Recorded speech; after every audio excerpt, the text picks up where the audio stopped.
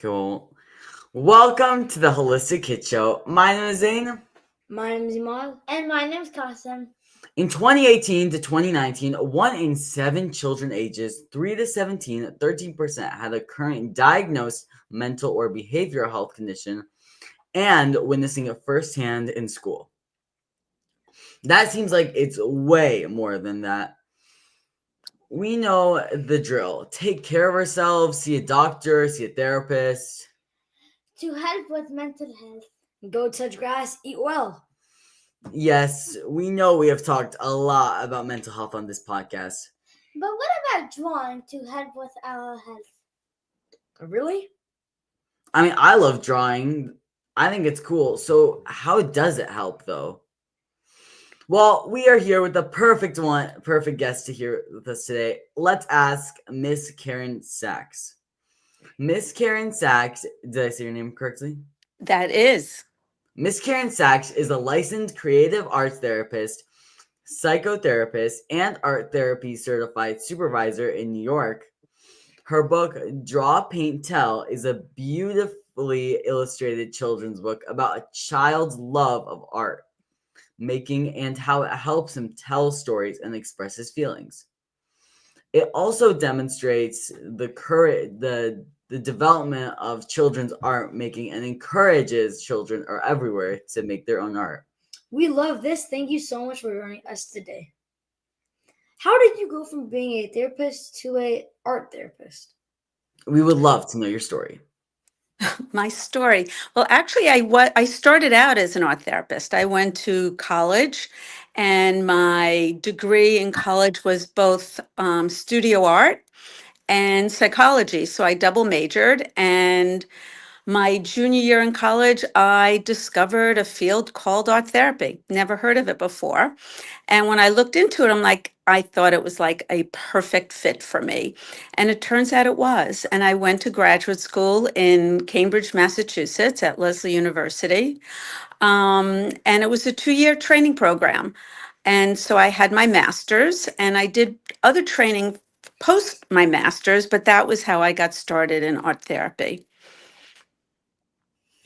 That really is amazing. Amazing. What exactly is art therapy and how does it differ from traditional talk therapy?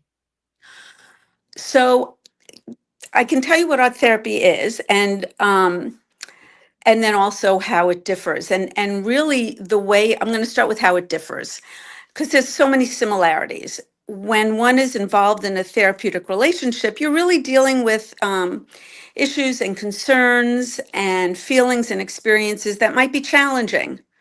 And so when dealing with it, typically a verbal therapist, you would be talking. And if you're younger, maybe a play therapist, you would also be playing. What art therapy does is it brings in a whole different realm of expression of feelings. Because when you're using art materials, and one of you, I don't remember which one, says you like to draw.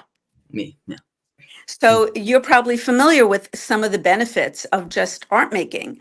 And art therapy it's a form of psychotherapy that incorporates the creative process within the professional therapeutic relationship. And you're working with an art therapist. So the art therapist is familiar with a variety of art materials and what materials would be suitable depending on what the concerns are and what your issues are, anywhere from collage to clay work to mixed media to painting to figure painting to drawing. We're familiar with a whole host of different art materials to help somebody express themselves and talk about what's going on. And art therapy uses the art making, it's a nonverbal form of communication. So sometimes, I don't know if you've ever found that it's hard to maybe articulate some of your feelings and thoughts. And then you find a drawing that you may have done and you're like, this is exactly what I'm experiencing. This is what I'm feeling. So when you do that in an art therapy session and you're creating art, it helps you get to what is going on for you. For some in an easier, less cumbersome way, because sometimes it's hard for children and teens and even adults to always have the words to address some of their thoughts and feelings and experiences. Does that make Yeah, sense? definitely. Mhm. 100%. So, what do you hope kids and teens will get from them? Get from the journals that I created? Yeah, sure. Okay. Or from what? Or from art therapy or what? You tell me. What would be? We'll say art therapy. Okay. So what kids and teens get from art therapy is similar to what they get from any therapeutic relationship. They get to have that relationship with a therapist who is there to hear and help them sort through things so that they can leave having a better understanding of what's going on for them. They can work on goals and how they want to address some of the concerns that they might have. They might, the benefit of using art making is sometimes you can play around with different alternatives of what you're working on. Let's say there's a situation that you're having, and it's dealing with a peer and you're getting really frustrated. And whether it's bullying or not, there's something going on in that relationship that's challenging. And sometimes we can talk about it and we get stuck with, okay, how am I going to make this better? Sometimes drawing what the situation is and what the relationship looks like can give you a different point of view. And you might say, oh, this is what's going on. This is why we're having a conflict. And then the art making can also give you an opportunity to try out different scenarios. Like, how do I want to address it? Do I want to address it this way? Do I want to talk to them about it? What would that look like? And kind of draw it out. Do I want to just move on and let's just forget it? Do we want to bring in somebody else to help us work it out? So sometimes by creating images of those alternatives, you can look at it and say, oh, this is the one that I think feels the best for me right now. So this is the one I want to try in mending or in repairing or in working through a relationship. So a lot of people, they just maybe look past art. Art is just it's Mhm. useless. They all call it what's the point in it? All we do is look at it. Right. And for these people who say that they're more scientific, so is there a good amount of scientific research? And if you know some of them, can you please explain, especially what happens to the body with art? That's an excellent question. There is a lot of scientific research that supports the use of art making, both in therapy and also on our own, and how it benefits us. Some of it speaks to the idea that it could be relaxing and that there's a release because it's pleasurable to do. There could be a release of dopamine, which allows us to kind of, in some ways, just take that big breath of fresh air and like an aha moment or a moment in which you can relax, right? So there is other science, there is other science that backs up the use of art making, because in a lot of ways the art making, we can talk about right brain, left brain. One side of the brain is really the analytic part, and the other part can be the creative part. And when we tap into the creative part, it allows us an alternative, a variety of solutions. And I agree with what you said, that oftentimes art making is pushed aside. And as an art therapist, I've come across that a lot. People say, I can't even draw a straight line or a perfect line. How can I make art? Art therapy and art making that we're talking about is process oriented. We're not talking about the art that's going to go on your refrigerator or that's going to go above your couch in the living room. We're talking about the art making that's really for self-care. We're talking about art making for self-expression. So it's a different kind of art making. And I think sometimes when people dismiss it, it's because they can't imagine themselves doing it. And I think that's one of the things that we need to, that I know I work on, trying to get beyond the idea that I like to talk about how we're all creative beings. And art making is a form of creativity. It's not the only form, but it's a form of creativity. There are times people say, I'm not creative. And we all are. That's what makes us human. And sometimes the notion of perfectionism gets in the way, right? It's hard to start drawing if you don't think it's going to be perfect. And also reminding people that as human beings, there is no perfection. So when we can kind of put perfection aside, it could open us up to the idea of art making. And not everybody's going to want to do it, and that's okay. But I think the people that are willing to try it and then to be able to share it and say, this is not just something to look at. This is a statement. This is who I am. This drawing or this image really speaks to me. And ultimately, isn't that what's most important? Yeah. Yes. Can you walk us through a typical art therapy session? Yes, I can. So, an art therapy session is in some ways similar to a traditional therapy session. Somebody might come in, and sometimes people come in and want to talk about or work on something that an experience or something that they're dealing with just that day. So they come in prepared to do the work. And sometimes not. And they're like, I don't know what I want to talk about. And in a verbal session, that's like, okay, well, let's talk about what's been going on. And sometimes you get to something that you explore further. In an art therapy session, you don't always have to know what's going on or what you want to work on. Sometimes just scribbling or just starting a drawing can be a place to start. And then you can look at it and say, oh, I just scribbled because I had no idea what I wanted to do.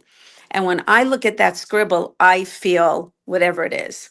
I was using really sharp lines and it was red and it was bold and like, oh, what is that? How does that speak to me? What is it that I'm feeling? So it gives you a place to then talk and work through whatever it is you might be experiencing. Or since it is a nonverbal form of communication, sometimes just doing the artwork is enough. And sometimes there doesn't have to be any talking. So sometimes there is, most of the time there is, but there doesn't have to always be a deep dive into what somebody drew. Mm-hmm. Does That that? really is amazing because it's so cool that you changed, like, because this is a very art therapy is not really known, so it's amazing that you kind of started doing this for the people who love art, or like, and it's a different way of expressing than using words. Yes. And you're right. It's interesting because art therapy has been around as a field for over 40. I've been doing it for over 40 years, and it was like already 20 or whatever years. So it's not as long lived as traditional verbal therapy, but it's been around a while. And I think there are still a lot of obstacles in the way of art therapy, having more of a voice. Which is why what you're doing is awesome, because if more people are familiar with art therapy, they might say, oh, this could really be useful for me, my kid, my teen, my spouse, my friend, whoever it might be. So whatever, whenever we, as our therapists, have an opportunity to talk to new people about what it is, I think it really does help spread the word. So thank you for that. It really is our pleasure. Our pleasure. Our pleasure. What is the difference between art therapy and art making? So art therapy, as we've been talking about, is really dependent on the therapeutic relationship, right? On two people or a group, but the engagement with the art therapist. So there's a back and forth and a give and take. Art making is something we can all do on our own. We can do it anytime, anywhere, because, art materials are pretty portable.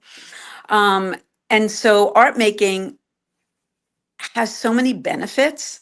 Just the process of art making again, the release of dopamine for some, it allows us to focus. It could be a distraction. Who doesn't need a distraction these days? You know, you know, you could just sit and not even know what you want to do and just put crayon or pencil or whatever to paper and just do it. And for those people who are a little bit like, well, I can't do it. There's often two things. One is, well, then make a really, really ugly drawing. Use whatever you consider as ugly colors or whatever. Just make an ugly drawing, just as a way of getting started. Um, and another thing that I sometimes share with people is there's an artist, Paul Klee, who has been quoted as saying, "A drawing is simply a line going for a walk." I think that quote is so profound in so many ways because it makes art making accessible to anyone, right? You're not making something that's going to hang in a museum. Everyone can take their line, right, and take it for a walk wherever it goes on the paper. If that's a scribble, if it turns out to be something that looks like something, awesome. If it doesn't, that's good too. It's just the idea of practicing and not practicing to get better, but practicing so that you're more comfortable using art materials. And art making, it's a distraction, it's a form of self-care. And it's interesting because before we start talking, if you were to think about, and one of the things that I think is really good about where we are currently within mental health is we talk about coping skills or coping tools or self-care. It's become common language, right? At home, at school, wherever we are.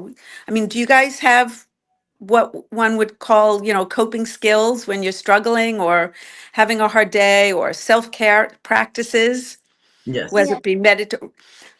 Maybe you can share some of them with me in a moment, but and I think that that's often awesome because that's comfortable talk for us. And typically, when we think of what these self-care tools are, coping skills are, we think of breathing, meditation, we think of exercise, going for a walk. For some, it's taking a bath. It might be journaling, it might be doing yoga, it might be talking to a friend. It might be, which is, I think, a really important one, is practicing positive self-talk. Are you familiar with positive Yes. self-talk? Yeah. Good.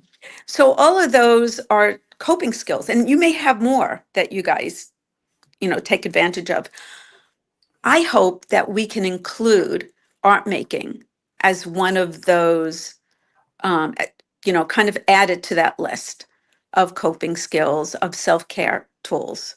Because when we do that, we open ourselves up to a whole realm of other possibilities in terms of self-care. What kinds of things do you all do? So For actually, even before this podcast, I would also use art to, let's say, like, express my emotions in a different way, or just to calm myself down. Mm-hmm. Uh, and I mean, showering's also really nice because of the hot water. So. Say that again. Showering.